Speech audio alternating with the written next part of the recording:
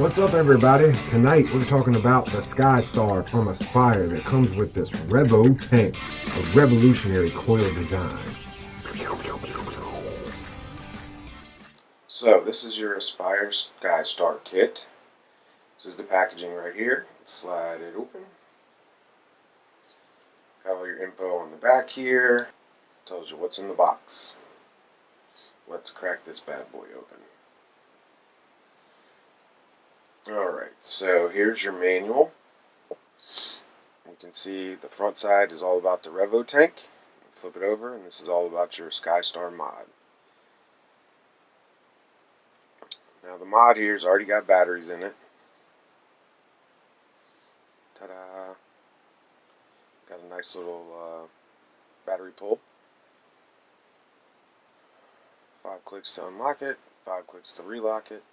Now it is a touch screen, so swipe up twice or down twice to get to your menu option. The user interface is actually pretty cool. You got your fire button up here, 3 clicks into stealth mode, 3 clicks out.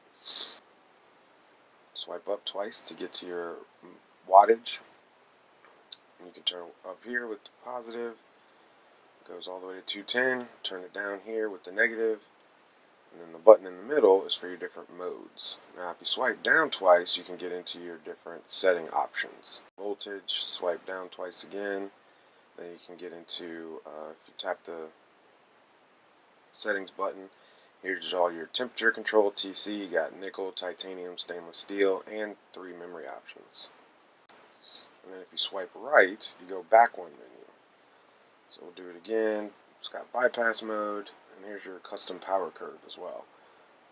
So you can actually set the wattage so you can get it to ramp up faster or slower. And you can see here tapping left and right goes to your different time, and then the plus and minus when you're at that specific time point increases or decreases your wattage.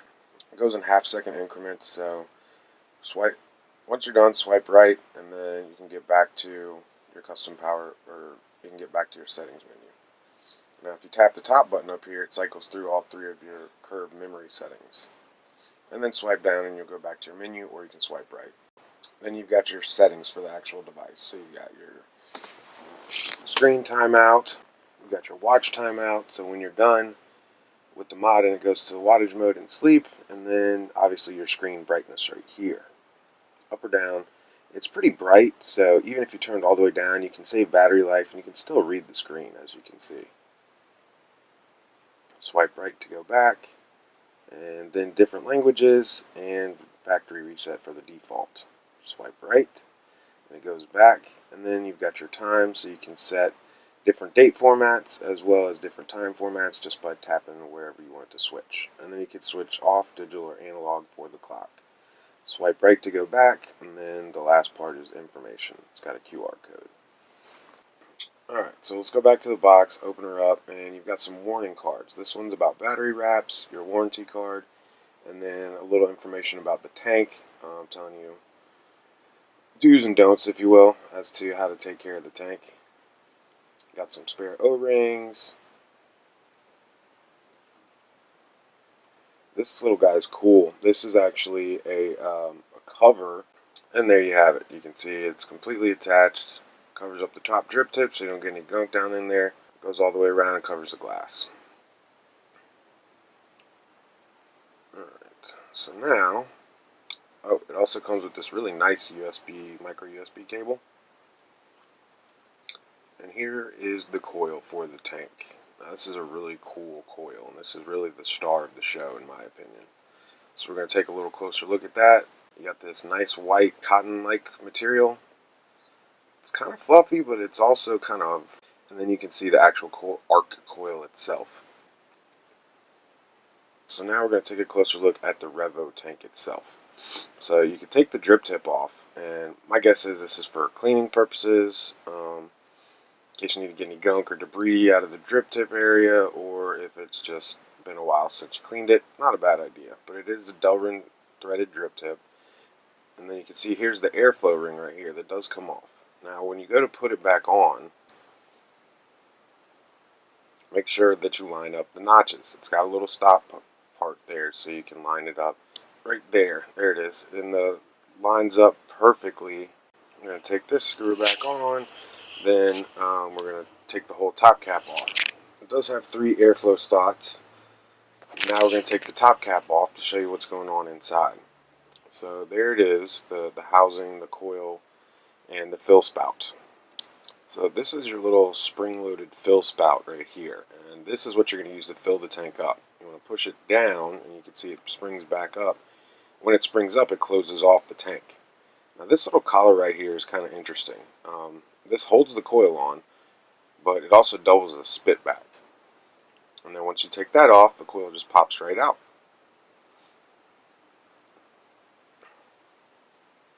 So we're going to drop this back in there. Actually, no, just kidding. We're going to take this whole thing apart so you can see all the moving parts. Now the bottom is how you get the glass off. So you unscrew this bottom piece here, like so, and then the glass slides off right over the bottom hole, if you will. It's a little tight. There we go.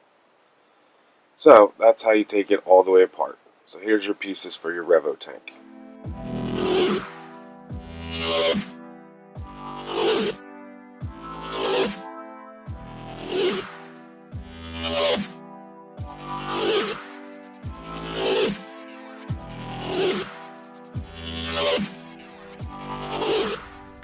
Alright, so this is the blue one. It's got some cool little kind of quirky designs to it, if you can kind of see that.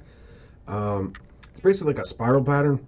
Obviously, I'm a little bit partial to blue, so that's why I picked up the blue one for this test. We are going to be giving this bad boy away, so stay tuned and watch my review so you can get your chance to win one. So the first thing I want to point out, obviously it is a touchscreen, as I showed you in the video there, and I gotta say it's probably one of the fastest responding, easiest to use touchscreen devices I've ever used. It's 2 swipes up to get to your wattage, voltage, temperature control, whatever setting you're in, and then the 2 swipes down gives you the options to get into the menu. It's got a pretty decent amount of features. You've got wattage, voltage, which is nice. I haven't seen that on mods in a while. A bypass mode, TC for nickel, titanium, stainless steel, your 3 memory settings, and when you swipe left, it goes back a screen. So swipe left, you see there I went back to the menu. Down 2 times, fairly simple. You do got to do it a little bit on the quick side though. You can't do down, down, you got to go down, down. But it's also got this CPS, which is your custom power setting, and that's where I showed you how to do the up and down on the power curves, so you can run your wattage in any kind of curve that you want to. And that's becoming a standard feature, I would say. I really like that feature, especially with a lower resistance coil like the Revvo Tank has. It's nice to be able to get that initial pop of wattage and then scale it back quickly, so you don't have a ramp up problem, but it also helps conserve battery life, I've found. The clock is a little annoying, honestly. I could do without it, but I can't say I haven't used it, so maybe they're onto something there that I haven't picked up on. So the mod itself is a solid piece, but I think the star of this is the tank. This Revvo tank has what they're calling a radial stovetop coil. They're also calling it an arc coil for Aspire radial coil. But this thing produces amazing flavor. Based on the research that I did, it does have a Canthal coil in it, which I find a little weird, being that it's a 0.15, 0.16. They also make a 0.10 version. I'm not sure if that's a different material or what the deal is. Because it's such a new design, because it's so state-of-the-art, I think it may take a little bit of revision just to make it a little bit higher resistance. But overall, I think the coil is phenomenal. The little spring-loaded fill thing, fill tube, if you will, was a little hard to get used to. If you're not using a unicorn bottle or something with a really small tip on it, it is a little bit difficult to do. But overall, I think it's a good feature, because it does allow you to basically store this upside down and not have to worry about any leaking, because when it springs back, it closes up the juice flow. Now, the main thing that I was interested to play with on this tank is to see how it actually wicked, because I've seen other reviews where they talked about there's some heat induction that's pulling it up through that center tube and dispersing it across the coils. Right here, you can see those little holes.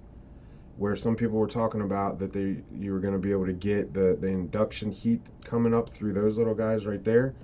I haven't necessarily found that to be the case. That's more so an anti-spitback valve I've found than an actual heat induction vape dispersing, whatever you want to call it.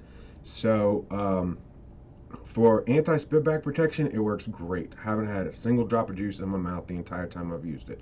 But as far as helping it wick, I don't see that happening. It's just got too far to travel. There's no suction coming from underneath, because as you can see, the airflow is on the top up here. So when you put that on the tank and thread it in there, you're not really getting any kind of suction underneath of it.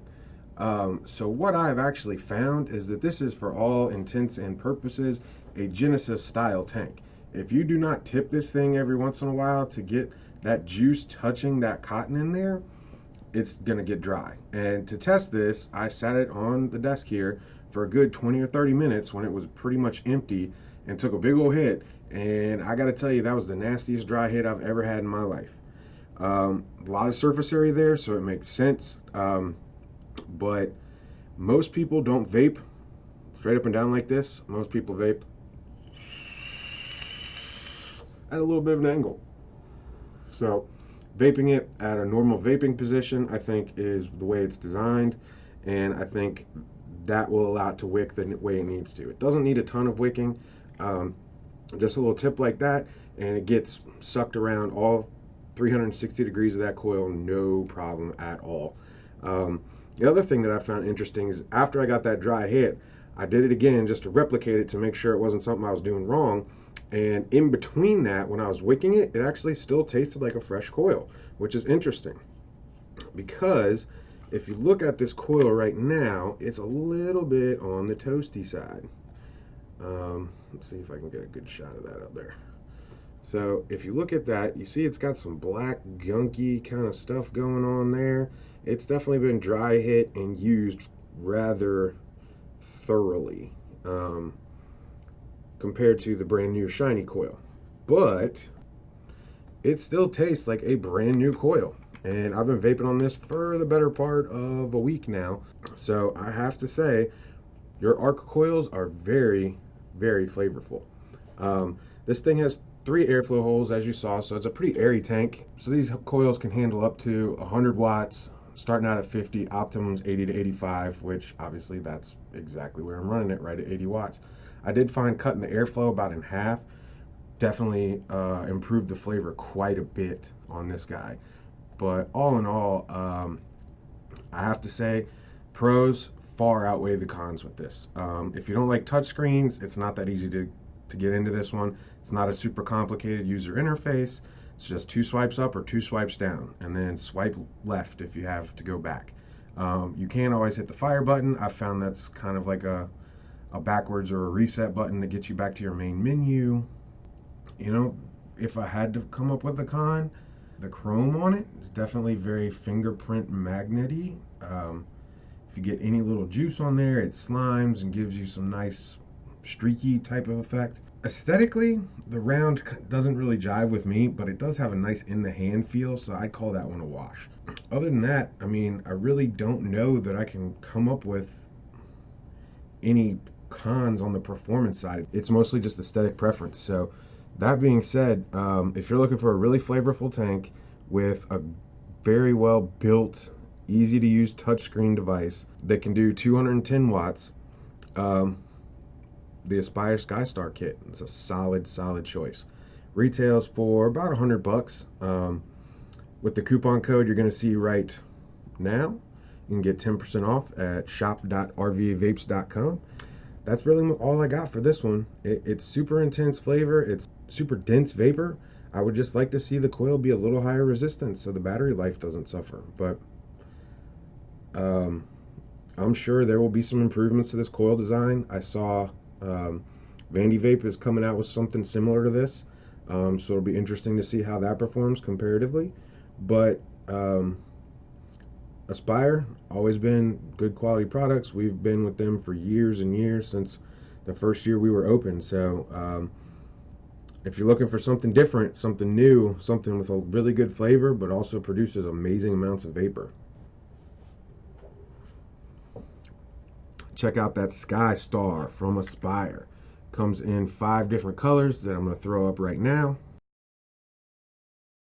And they also have a couple of different styles of device that are going to be coming out with this Revvo Tank.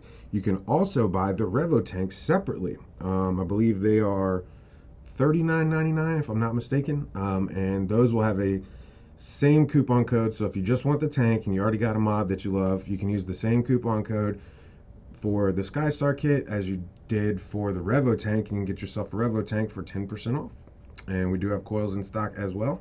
With that, I'm going to wrap it up. So as always, thank you guys for tuning in. Appreciate your time, and if you want to smoke, that's your business. If you want to quit, holler at us.